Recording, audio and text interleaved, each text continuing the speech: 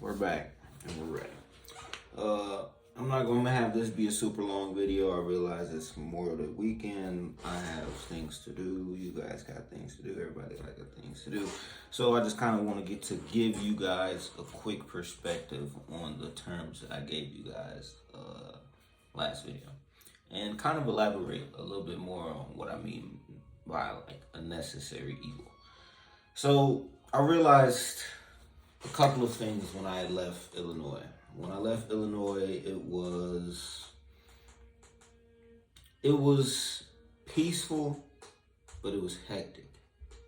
It was fun, and it was terrifying.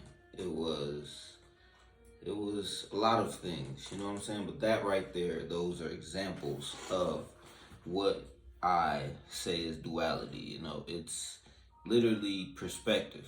You know what I'm saying? Like,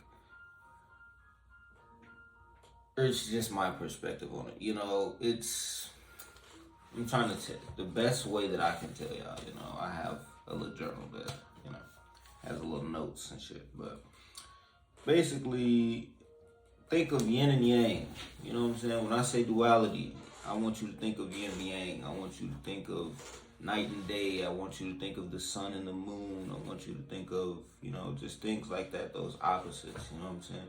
Like, if you go far left and you go far right, you're eventually going to make a circle type shit. You know what I'm saying? And that's just with anything. You know what I'm saying? Like, just your thoughts and your views. And, you know, I realized that there was a lot of things that was just jaded.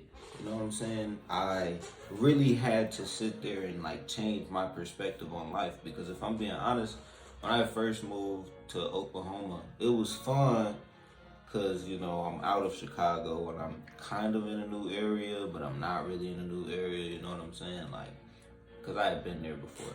And it was more so, I realized something, you know, there's two sides to every coin, you know, and even though I thought I knew what I was going to do, I realized because of COVID, I have no idea what I'm going to do because everything shut down. What I want to do is it's closed, you know what I'm saying? Like, I have a very bad time with I couldn't just sit there and wait for something, I ain't gonna lie. Like, sitting there and waiting was just not something I wanted to do for real. Like, but it made me realize, like, this is what you came down here for, because I said, like, way before I came down there, I was like, I'm going down here to really change my mind and to really, you know, grow mentally, physically, whatever it may be, you know what I'm saying? So I came down there and I realized, although I knew what I was doing, you know what I'm saying? Because that's something that you need to do. You know, you need to sort of find yourself in a place you haven't been in and don't know the runarounds, you know what I'm saying? I realized that staying in Illinois, it was my bubble, it was my circle, you know what I'm saying? I know how to move in Illinois because I've always damn near been in Illinois, you know what I'm saying? So it was more so, that was the thing I feared the most, was first off leaving Chicago and, you know, coming to a different state. And look, it paid off. It definitely paid off. But I can say it's definitely good to be out of Oklahoma.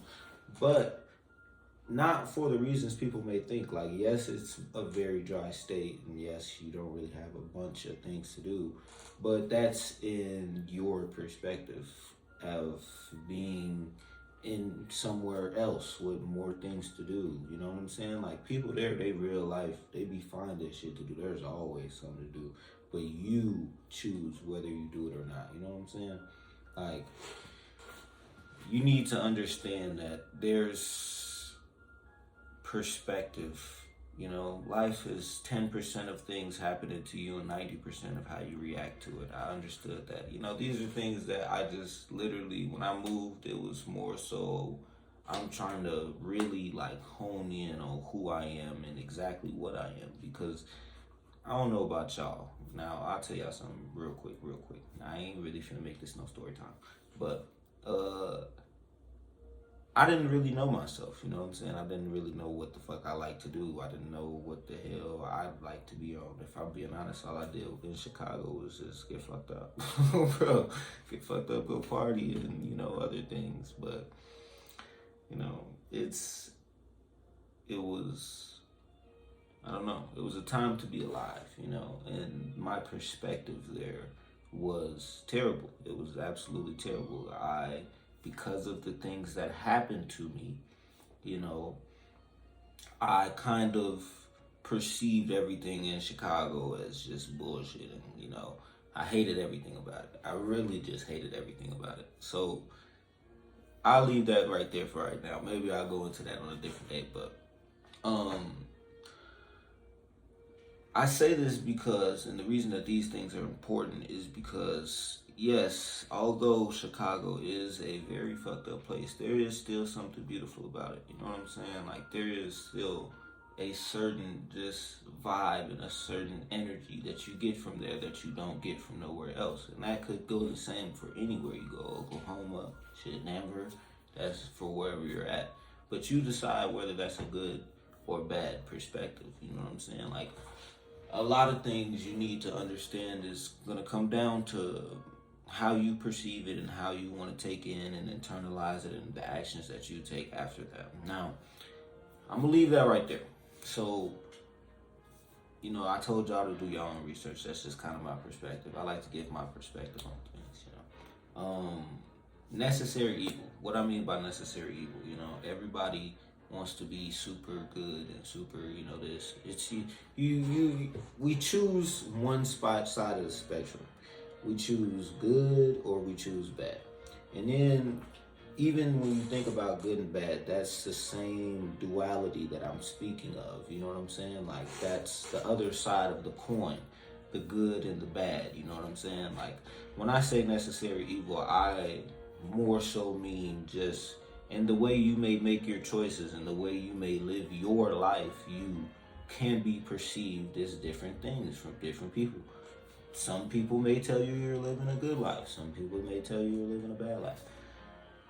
It's all up to you to decide in reality. You know what I'm saying? Like, you can't control what people think of you. And you can't control how to exactly move in the world. And I understand for a lot of us, especially in this day and age, because if we're all going to be honest, you know, the home is not what it used to be. You know, the family is not what it used to be.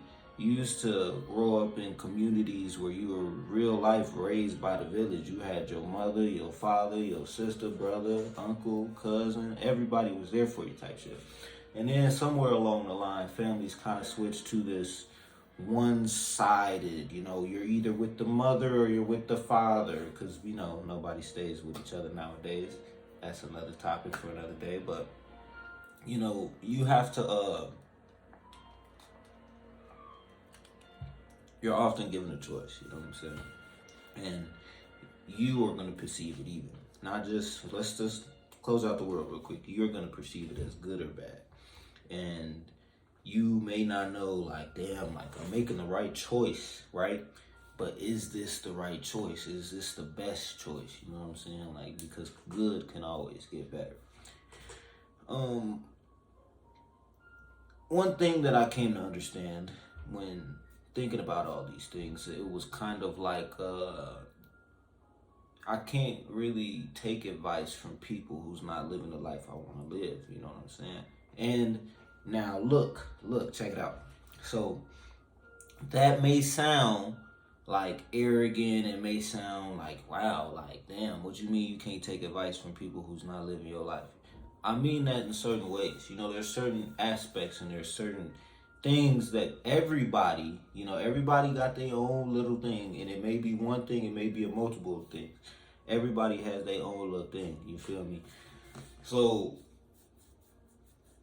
you know, you decide what that thing is. You know, everybody may have a little piece that you just need to, like, I don't have that, you know, internally, and I know that I want that. Now, the way I'm gonna go about it, I'm not gonna be, you know, nice, and I'm not gonna be just Holly Jerry all the time. You know, I'm gonna real life sit there and ask you, like, bro, you know, this is something that I've been dealing with. I see that you're good at these things, you know, could you help me? You understand?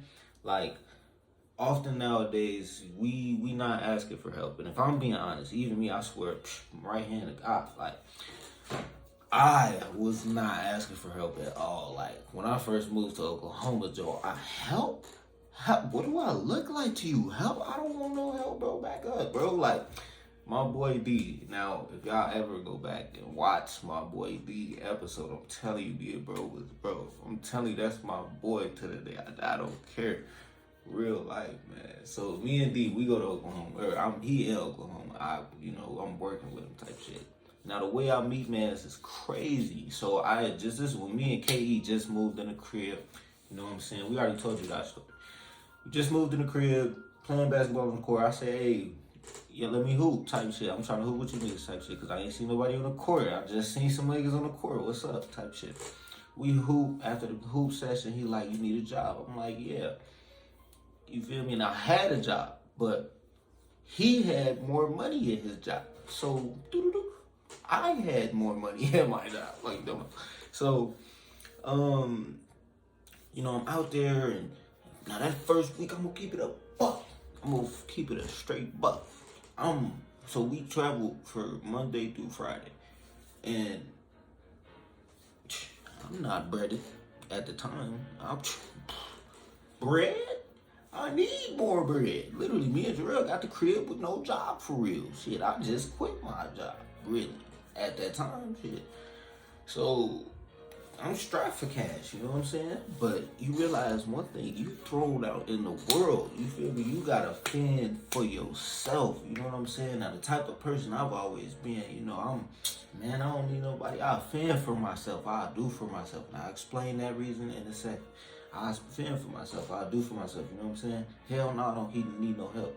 I'm out there hungry than a motherfucker. Bro, I'm out there hungry as hell every day. Like, shit, I just gotta work these little 2 weeks and I'm finna get paid. I eat then, you know what I'm saying?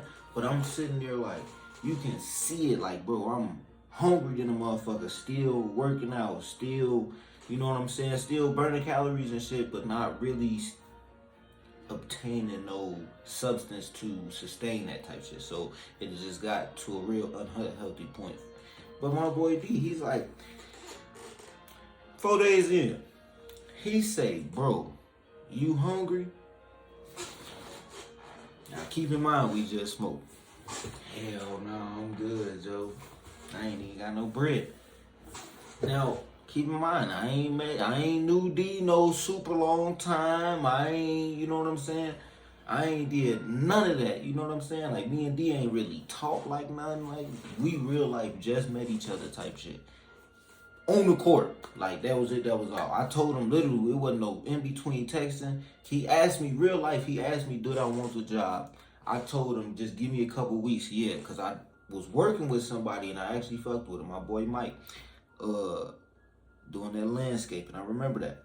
So I'm like, yeah, just give me a couple weeks so I can, let bro know type shit. And I ended up just leaving Mike like a weekend because I was like, bro, I can't do that no more. So I'm like, fuck it, come on. So that was it. That was all. You know what I'm saying? But in that moment, I realized he was like, bro, what he did, this is what he did, okay?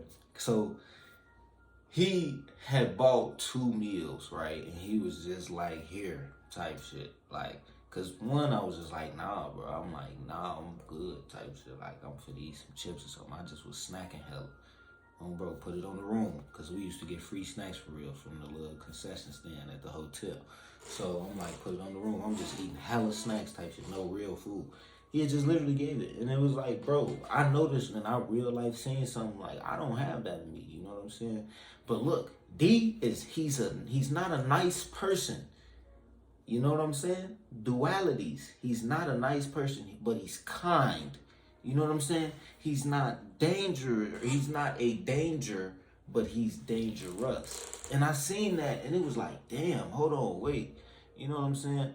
As somebody who didn't really have that father figure in my life, I'll be honest with everything that is my truth, my reality. To somebody who didn't really have a father figure, you kind of have to take pieces from other males. You know what I'm saying? That's why you see my boy Rodney on there. You know, that's why you see D on there. You see guys who, you know, I see like, damn, there's a part of you that I never had, you know, and we have to have these parts. You know what I'm saying? Now, what I mean by D's not a nice person, he's kind. Nice is fake, and I want to tell y'all this right now so y'all really understand. Being nice all the time is fake. That's why they say the nice guy always finish last, because that's fake. It's fake. That's not real. That's not really what you be on. That's not your type. You feel me? So this is what I mean though. When you're nice, you'll do things like all the time just in the sake of being nice. You know what I'm saying? You'll take things that you probably shouldn't take. And I'm talking about feelings, emotions, whatever the fuck, you know what I'm saying? Energy, you'll accept energy that you know you really don't want to, you know what I'm saying? Just in the sake of being nice type shit. Now, this is why I say there's a difference. Nice and kind. Kind, you know, you're not nice to everyone, but you're kind to who you choose to be. You know what I'm saying? Now, this is what I mean by danger and dangerous. You're not a danger to the people around you because as a man, right? As a man, you're supposed to be able to protect, you know what I'm saying, what's around you, you know what I'm saying? Whether that be your family, whether that be your whatever, you know what I'm saying? That's what you choose. You're supposed to protect what's around you. You're not supposed to be a danger to them like a bomb or no shit like that. But you're supposed to be dangerous, meaning if anything were to happen and you had to protect yourself, as a man, you gotta realize it's a crazy world. Shit going on all the time. You know what I'm saying? You have to be ready at all times. You gotta stay on point. Like, I've seen people get killed for a lot less, quite frankly. And it's sad to say, but that's America right now. I don't know about nowhere else because I can't speak nowhere else. I ain't gonna say the world for real, because even though I may see it in other parts of the world, it is just really extreme in America because of guns and stuff like that. But that's, once again, another conversation for another day.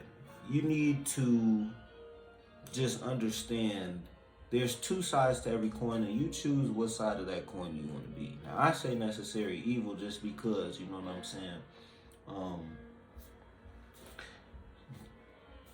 Good to me. Now, when I think about good, I think about that nice, you know, a person who's good to everybody type thing. Like, I say necessary evil just because to some people, you ask them, and I'm the worst person ever. I'm the reincarnation of the devil. I'm this, that, and the third. I'm this, that, and the third.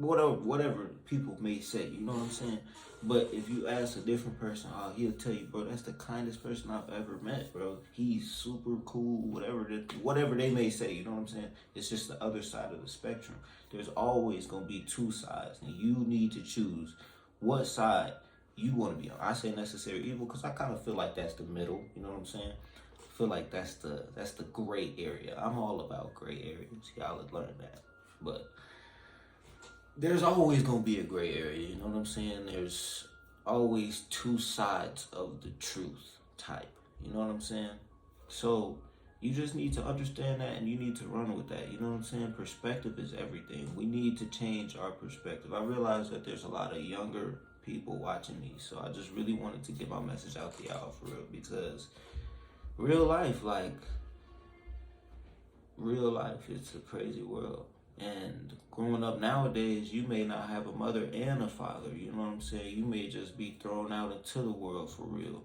Early age type, so you gotta grow up super early, you know what I'm saying? And real life, that it's something that I can relate to. You know, it's something that I can relate to. So I just really wanted to get that out there for y'all real quick. Otherwise, also, and that is the paradox of life also. Just so y'all know, duality is the paradox of life. There's two sides to every coin, you know. Human concepts are everything. Everything you see, everything you do, everything you think about is a human concept. because that's what we are. We're humans. You know what I'm saying? Male and female, duality. Same thing to the other side of the other coin. But yeah, you choose what you want to do. Don't take any advice from anybody who's not living your life, but do that in a kind way. You know what I'm saying? Y'all have a good weekend. Enjoy yourselves. Peace.